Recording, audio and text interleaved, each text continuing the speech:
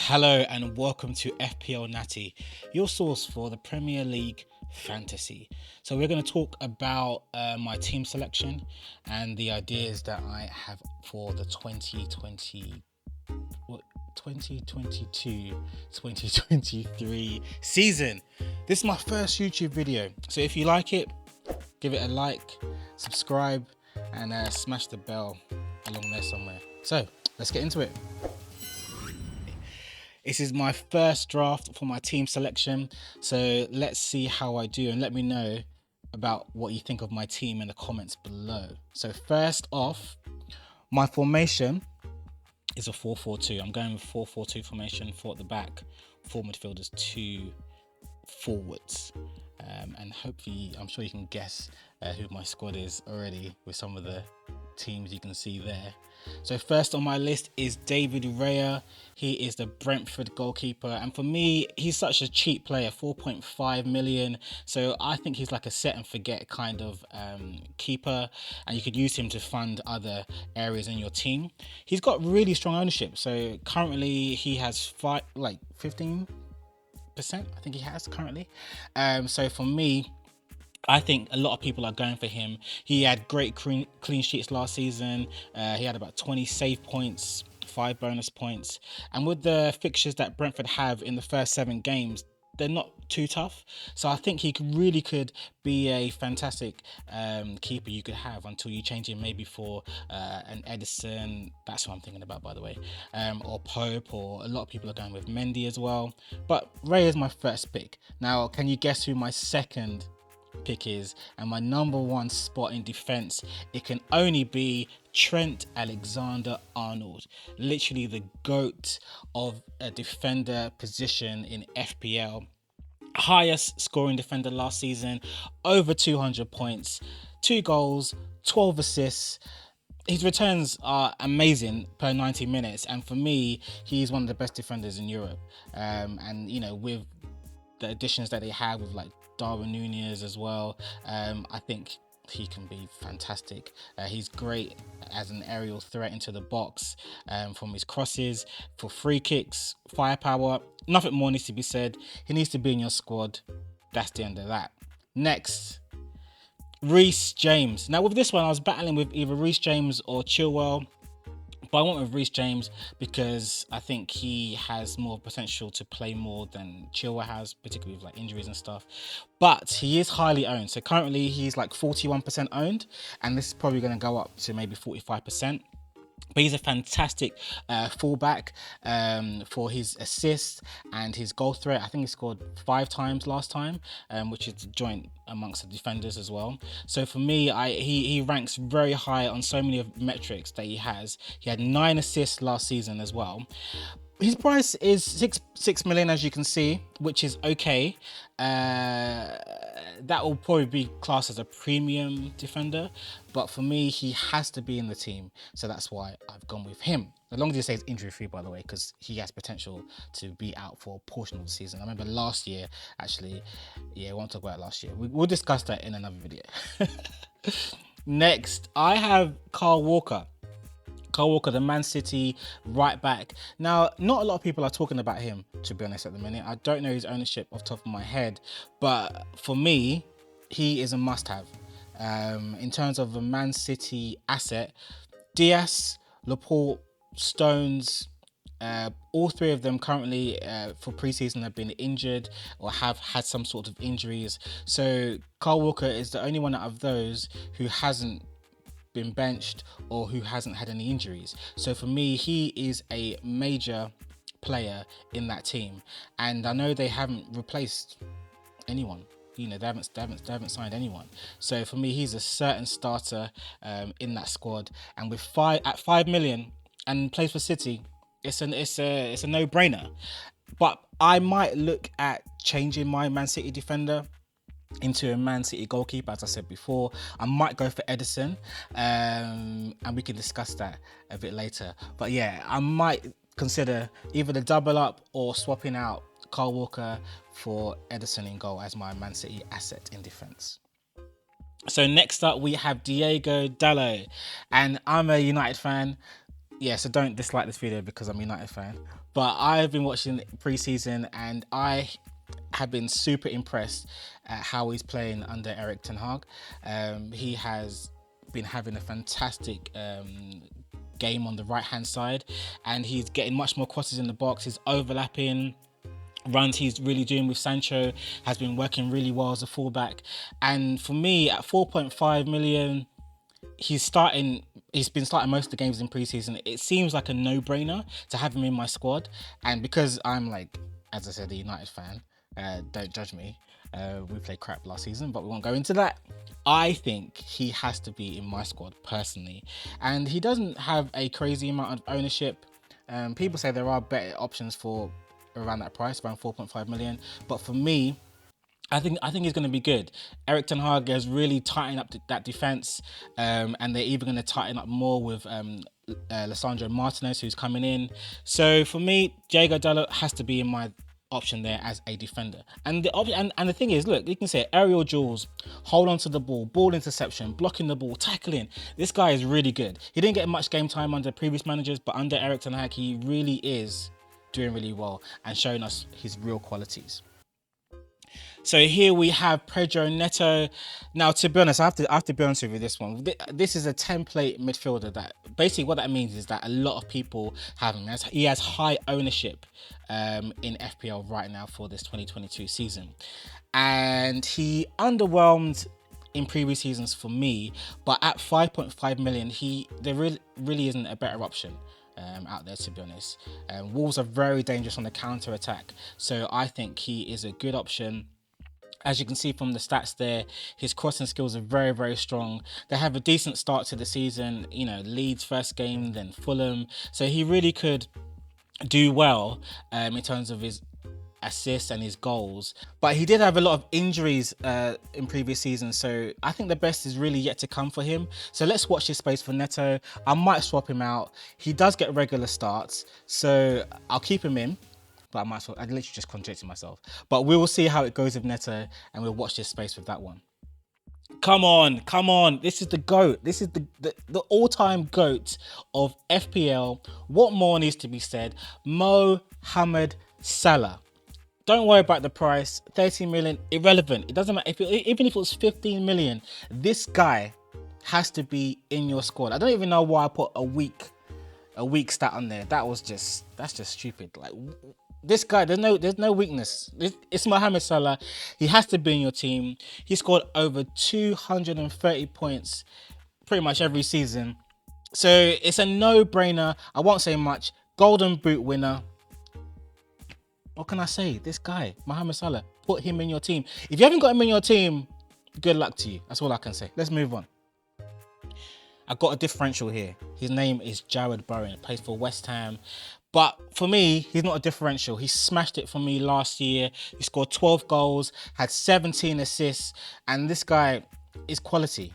But he is not in a lot of people's squad. I think he's, 9% owned at the minute. So that's really small ownership. So that, for me, is a differential.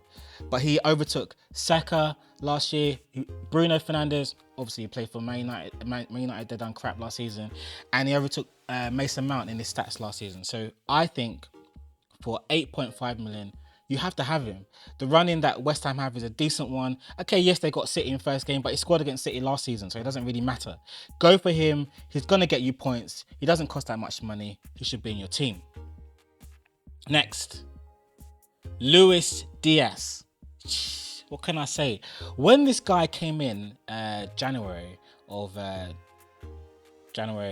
year, 2022, he literally took it to another level. He took Liverpool's attack to another level. He put Jota on the bench. As we know, Jota was killing it before. He got injuries. They brought Diaz in.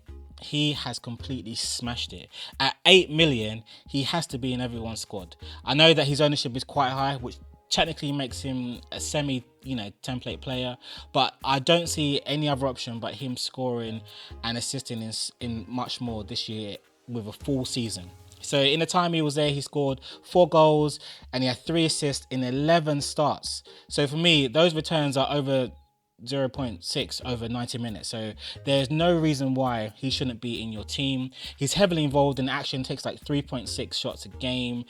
massive shot creation, really good at dribbling, really good at passing, finishing, his through balls, he takes more touches in the opposition box, great cover. So I will go for him over Son, who's like super expensive. I think Son is like 11.5, something like that. So I think this guy, Luis Diaz, has to be in your squad. That's why he's in my squad. On to the next one. So if you haven't guessed it, it is Gabriel Jesus. Jesus is in my squad. I have Jesus on my side. So what can go wrong, really? He is a forward for Arsenal. He came in the summer and in pre-season has absolutely smashed it. Now, in City, in my opinion, I think he was underused, and no, I'm not surprised he's left there to go to Arsenal, where he is certainly going to be 100% starter, replacing Lacazette and Aubameyang, who have left the club. So for me, there's nothing but good things I have to say about this 8 million forward. He has good start to fixtures for the upcoming season, and he just has to be in your squad. The Gunners don't have anyone up front.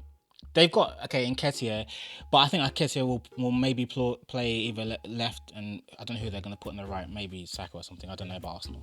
They're like not a good team. But I think they're going to be a better team with Gabriel Jesus in the team. And I think his returns, I wouldn't worry about what stats he had at City. I think that the position that they played and the way that they played is obviously going to be different to how Arsenal are playing. And with him being Arsenal's number one forward, I think he has to be in your squad. And he's definitely going to produce some really good returns for this season. And last but not least, in my first 11, the one and only Harry Kane, Mr. English, Captain England. This guy has to be in your squad. So I was tossing up between him and Son originally before, but then I thought there's nothing to think about. He's cheaper than Son. He also gets great points in terms of goals. He's on penalties. And he's in a great attack with now Son.